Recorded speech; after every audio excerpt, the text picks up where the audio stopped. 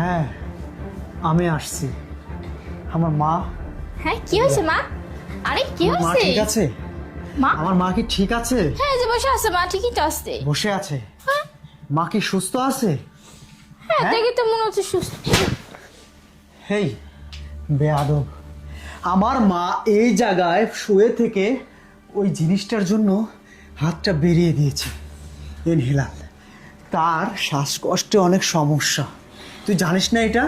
হ্যাঁ, সে এই জায়গায় পড়ে দাপড়াচ্ছে গরুর মতো, যেমন গরু জবাই করলে দাপড়ায় না, এরকম দাপড়াচ্ছে। আর তুই এইদিকে কানের মধ্যে হেডফোন নিয়ে ফোনের মধ্যে ডিজে গান শুনতেছিস, তাই না? আমি এই জায়গা থেকে এসে সব দেখেছি। ইয়ো ইয়ো। না না, আরে আমি তো খেয়াল করি না। এই, মিথ্যা কথা বলবি না। তোকে কেন এই বাড়িতে রেখেছি? আমার মার সেবা করার জন্য, নাকি আমার মাকে মেরে ফেলে দেওয়ার তুই একটা প্ল্যান করেছিস যে আমার বুড়ো মাটা এদিকে ছটপট করে জীবনটা চলে যাবে আর তুই এইদিকে ডিজে গান শুনবি, পরে বলবি কি আমি তো খেয়াল করিনি? কেন? না, না। এমনটা কেন? আরে আমি তো দেখিনি মা। হ্যাঁ, দেখবি বা কি করে? কারণ তুই তো আছিস নগ্ন অভদ্র গান নিয়ে, আছিস ফোনে চ্যাটিং করতে ব্যস্ত। আজকে সব কিছু চেক হবে ফোন।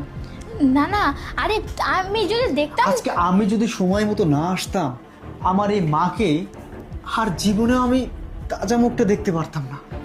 সে কিছুক্ষণ পরে হয়তো বা মরে যেত।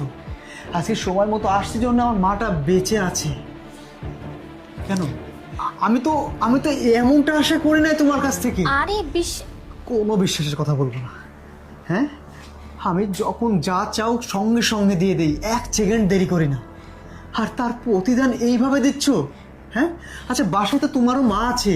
কই, তুমি যখন তোমার মায়ের বাড়ি যাও তোমার মাকে তুমি রান্না করে খাওয়াও, তোমার মাকে তুমি মুখে তুলে দাও।